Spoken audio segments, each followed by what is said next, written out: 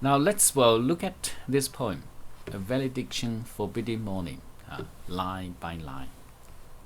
As virtuous men pass, smiled their way, and whispered to their souls to go, while some of their sad friends do say, the breath goes now, and some say, no. As here does not mean while, but in a way that it introduces a very unusual simile, comparing the death of virtuous men to the separation of two lovers. Mildly, it means peacefully, calmly, suggesting the peaceful way virtuous men die, and whispered to their souls to go. The question here is, why do they whisper rather than speak? And why do their sad friends disagree on whether they are still alive and breathing? They whisper and do not cry because they have lived their good and virtuous lives, and death does not terrify them. So they die in a calm and peaceful way. They whisper to their souls to go, as if they are encouraging their souls to depart from their bodies. Their death is so mildly that their friends gathered around their deathbeds do not even know whether they are dead or alive. So let us melt and make no noise, no tear floods, no sighing tempests move, to a profanation of our joys, to tell the laity of love. So here notice the connection between the two stanzas. In the first stanza we have as, in a way that, and in the second stanza, so let us melt. And here this us refers to the speaker and his sweetheart. Not until here in the second stanza do we, the reader, realize that the speaker is actually addressing his lover, from whom he must separate. Now the poem proves itself to be a valediction. As I mentioned, valley means farewell, diction, speech, so it's a farewell speech. Melt. The image of melting rather than splitting implies that even if they have to separate for a while, they might still be connected in a liquid form, an idea the poem will come back later. No tear floods, nor sighing tempests move. Move means stir up. So here the poet is saying, don't stir up any tear or sigh. Don't cry over our temporary separation. This is a typical example of metaphysical conceit, a far-fetched comparison between dying men and separating lovers. But the essence of the comparison lies in the quietness of the two events. The lovers' separation should resemble the quiet way virtuous men pass away. The poet asks his lover not to express her sadness in an over-dramatic and cliched way of conventional separating lovers. Don't cry over our temporary separation. To a profanation of our joys, to tell the laity our love. These two lines answer the question why the speaker wants a quiet separation, because The joys the two lovers share, both spiritual and sexual, are holy to the speaker. Tur means it will be. Profanation means desecration of the sacred.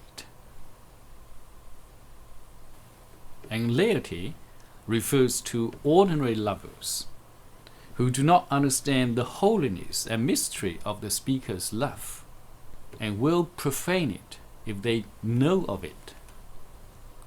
Metaphorically speaking, the speaker implies that the two lovers are like priests in a relation of love. They wish, to be let alone, to be able to love privately.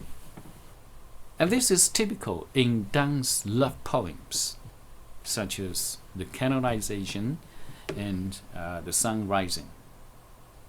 This celebration of the private world of two lovers contrasts strongly with the conventions of Renaissance love poetry, in which the lover almost always wishes to broadcast their love to the world.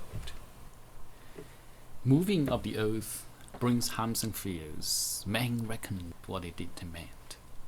But trepidation of the spheres, though greater far, is innocent.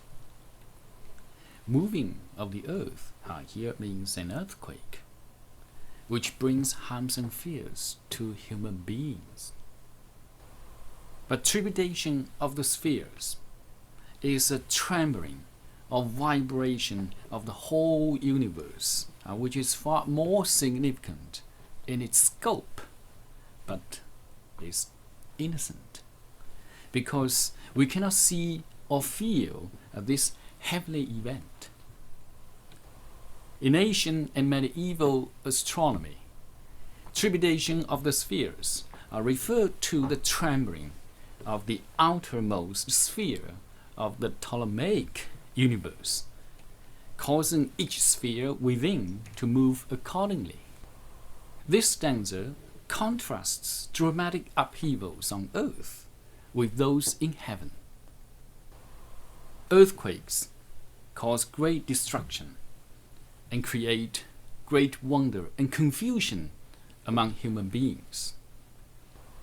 The contrast between heavenly and earthly vibrations anticipates a contrast to be developed in lines 12 to 30 between ordinary lovers directed by sex and lovers whom, like them, depend on spiritual union. Thou, sublunary lover's love, whose soul is sense, cannot admit absence because it does remove those things which elemented it. The speaker in this stanza moves from his contrast of earthly love with the experience he and his lover share. He explores why earthly lovers cannot endure separation from each other. The soul, or the essence of such ordinary or sublunary lovers' love, is sense. That is, their love is based on the senses, and so consists of sexual attraction. Therefore, when such lovers separate, they remove from each other the very basis of their love, which changes like the moon. But we, by a love so much refined that ourselves know not what it is, interassured of the mind, care less eyes, lips, and hands to miss. In this stanza, refined means purified. Ourselves know not what it is. Now, Donne regularly makes it a condition of a truly mutual love that the lovers are unable to locate their love in some particular feature or activity. Interassured of the mind. suggesting mutuality, the closeness of the two souls combined into one. Careless eyes, lips, and hands to miss. We don't care too much to miss such physical things as eyes, lips, and hands. So in contrast with ordinary lovers' love, the speaker's love is not based solely on physical things. It is a love so pure that even they themselves do not know how to define it, because they feel confident in each other's feelings. The physical separation, the absence of eyes, lips, and hands causes them less anxiety. Our two souls, therefore, which are one, though I must go, endure not yet a breach, but an expansion, like gold to everything is beat. In this stanza, the word therefore indicates a conclusion of a logical argument. The speaker has actually been attempting to persuade his sweetheart not to mourn during the temporary separation, which are one, because they are intersure of the mind. He suggests their closeness by saying that their two souls are actually combined into one.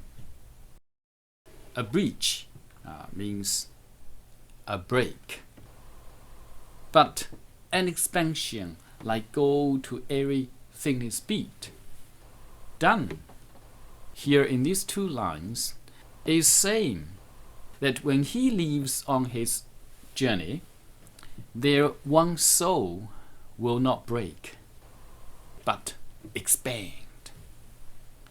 He uses gold as a simile to clarify his expansion. The preciousness of gold implies the preciousness of their love.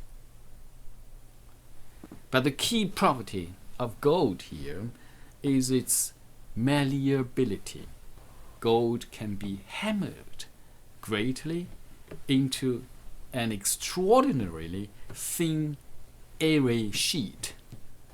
The simile of gold is used to work emotionally, since gold is valuable, but also scientifically, since malleability of gold corresponds to the flexibility and the expansiveness of their pure love. It keeps them bound together during their separation. If they be two, they are two souls, as deep compasses are two. Thy soul, the fixed foot, makes no show to move, but does, if the other do. The speaker in this stanza first admits that he and his sweetheart may have two separate souls, but he then illustrates their connectedness in one of Donne's most ingenious metaphysical conceits, in which the speaker compares the lover's two souls to legs of a drafting compass. He compares her soul to the fixed foot of the compass and his to the other foot. Like the compass, their two souls are joined at the top, reminding us that their love is a spiritual union, intersure of the mind.